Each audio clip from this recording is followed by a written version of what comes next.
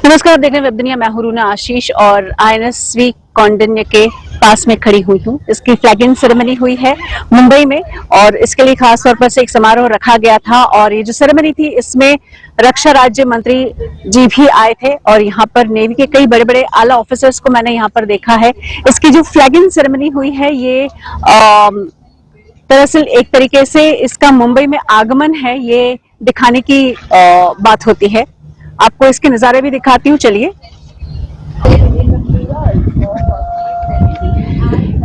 अगर इसके बारे में कहा जाए तो बात ये भी आती है कि अजंता एलोरा की गुफाओं में एक पेंटिंग थी जिसे देखते हुए आईएनएसवी कौंडिन्य को बनाया गया। ये एक वेसल है जो पूरे दुनिया भर में घूमता रहता था। जब भारत में जल के जरिए व्यापार व्यवस्था की गई थी। इसकी कुछ इंफॉर्मेशन देना चाहूंगी। ये इसकी जो लेंथ है ये 19.6 मीटर है। बीम की विड्थ 6.5 मीटर बताई गई है, जबकि इसकी गहराई डेप्थ 3.3 मीटर बताई जा रही है। इसे जो बनाया गया है वो लकड़ी से और नारियल की कॉयर से बनाया गया है, नारियल की रस्सी से बनाया गया है। इसमें 21 लोगों के जाने की क्रू की कैपेसिटी बताई जा रही है। आपको एक आइडिया देने के लिए कहती हूँ कि ये जो लकड़ियां हैं इसे बहुत दिनों तक पहले जो लकड़ी के अलग अलग फलके होते हैं इसे तेल में पानी में भिगोकर रखा गया ताकि इसकी बहुत ज्यादा स्ट्रेंथ बढ़ जाए, क्योंकि कई लकड़ियां ऐसी भी होती हैं जो पानी और तेल के संपर्क में आने के बाद उनकी स्ट्रेंथ बढ़ जाती है। और उसके बाद जैसे ही वो हो गया फिर रस्सियां जो बनाई गई हैं इसमें आप देख सकते हैं अलग अलग तरीके के जोड़ों में ये जो रस्सियां आपको मैं दिखा रही हूँ ये है बेसिकली नारियल की रस्सी से बनाया गया, जिसे खुद तेल में भिगो कर रखा गया काफी लंबे समय तक। और फिर इसमें जब अलग अलग होल्स किए गए, छेद किए गए और उसके बाद इन छेदों को और इन फलटों को, लकड़ी के स्लैब्स को इस तरीके से वीव करके जोड़ा गया है। और अगर आप ये सोच रहे हैं कि इसमें क्या कहीं कोई पानी नहीं आता है, तो बिल्कुल पानी जाने की सारी संभावनाएं रहती है, लेकिन इसमें फिर बहुत सारी राल और बहुत सारे रसायन भरे जाते हैं ताकि पानी अंदर तक पहुंच ही ना सके। आपको अंदर के नजारे दिखाऊं तो डेफिनेटली हमें अभी अंदर जाना अलाउड नहीं है मीडिया को, लेकिन फिर भी जो ऊपर से दिखाई देता है पूर्णतः लकड़ी से बनी हुई एक चीज दिखाई देती है। और साथ ही में यहाँ आपको सूर्य जैसा जो एक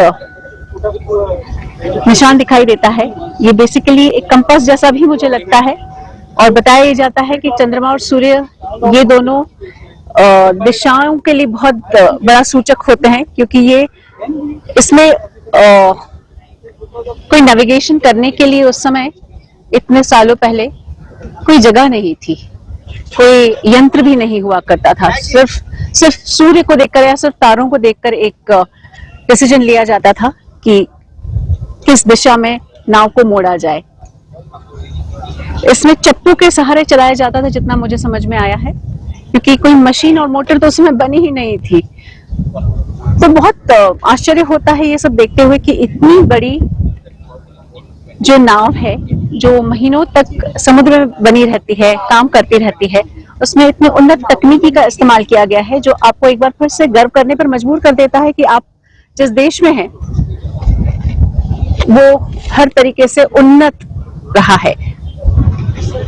और ऐसे में मैं तो यही कहना चाहूंगी कि कभी भी मौका मिले इस कौंडिन्य आईएनएसवी को देखने का तो मौका छोड़िएगा मत, आपको गर्व जरूर। नमस्कार, आप देख रहे हैं webdunia.com। मैं हूं रूना आशीष और मेरे साथ है कमांडर हेमंत कुमार जी, जो आईएनएसवी कौंडिन्य के एक बहुत बड़ी भूमिका निभाने वाले ऑफिसर हैं। आपका बहुत बहुत स्वागत है। मुझे बताइए आपकी भूमिका क्या रही है?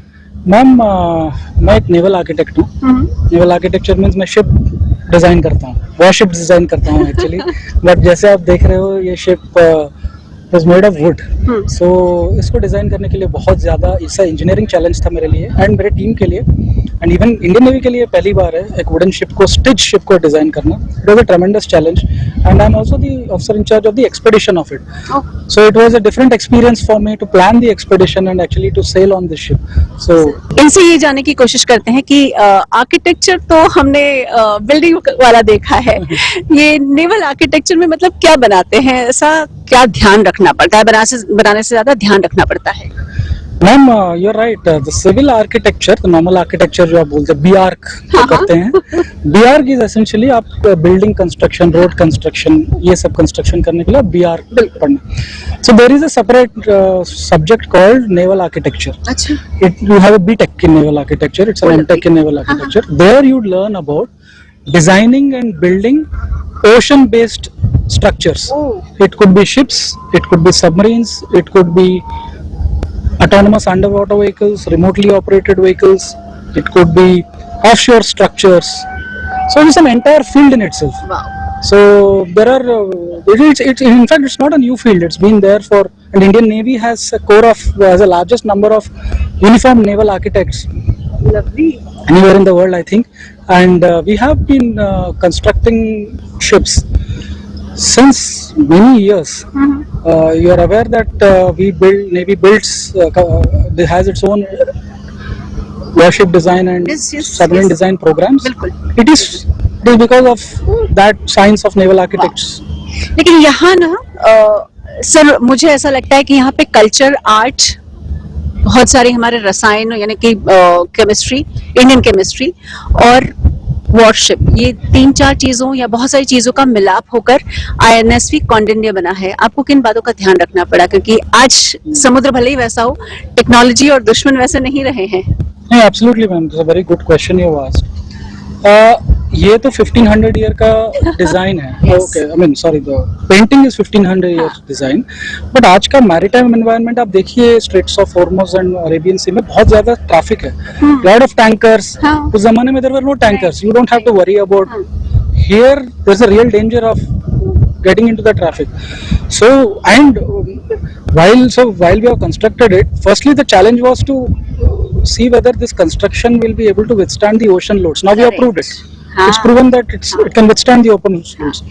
The next challenge was also to navigate those through the busy sea lanes. So that was a tremendous challenge for us. ये तो कहते हैं ना, किताबों में या पेपर्स पे बहुत सारी चीजें अच्छी लगती हैं, लेकिन जब असली मजा या असली परीक्षा तो तब होती है जब कोई वॉरशिप या कोई भी वेसल या किसी भी तरीके की नाव पानी में जाए. वो पहला मोमेंट आपने देखा जब ये पानी में गई, कैसा था? Oh man, that was a great experience. The first time we launched, we call it launching. Launching means the first time the water will touch the ship will touch the water. You push her into the water. Last year, 26th of February is when first time when the ship touched the water. I was confident from the point of view, since I've been involved in the design and all, but still, it's made of wood. We should see whether the ship is stable or not. There are a lot of massive mass on that, 1 ton each. So then, the first time when it touched on the water, it gave us tremendous confidence. So it was on the day of auspicious day of Mahashivratri that day, last year Mahashivratri. So that was the day it was launched and it floated. And अच्छा, अगर आज तो definitely उम्र के साथ साथ बहुत शांति आती है किसी भी व्यक्ति के व्यक्तित्व में, लेकिन अगर आप आज 15 साल के होते हो और आज अगर आप इस शिप को देख रहे होते तो कितनी जोर से, मजे से इस बात को, खुशी को जाहिर करते हैं? you see, as a child, we always used to put boats in the sea. So that is one aspect of it. But this is a completely different ball game. This is Emotion, complete emotion. see, because it's a completely different ball game. It's an engineering challenge. Because see, the planks of this stick ship is made of wood. हाँ. The joinery, the way you join is with the threads, square threads. Yes. You should be able to preempt those loads in the ocean. There are 17 human lives who are actually sailing on the ship. So you should be able to preempt it, design the ship for that.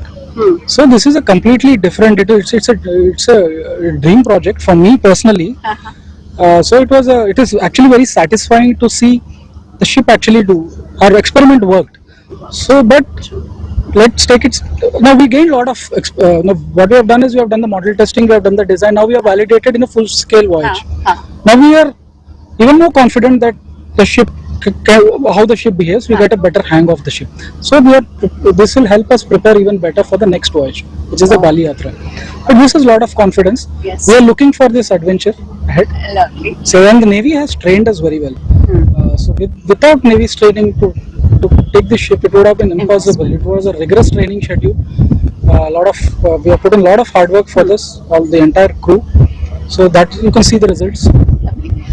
अच्छा, एक last word मुझे बताइए, एक बार फिर से INSV Kaundinya जैसा कुछ और बनाना हो, मे बी आईएनएसवी, आपका चूंकि नाम हेमंत है तो आईएनएसवी हेमंत बनाना हो, तो क्या इतनी ही चैलेंज लेने के लिए आप एक्सेप्ट करते हैं? And Navy accepts challenges. There is no question of doing. Navy never gives up. So naval officers also don't give up. Thank you. So that is all.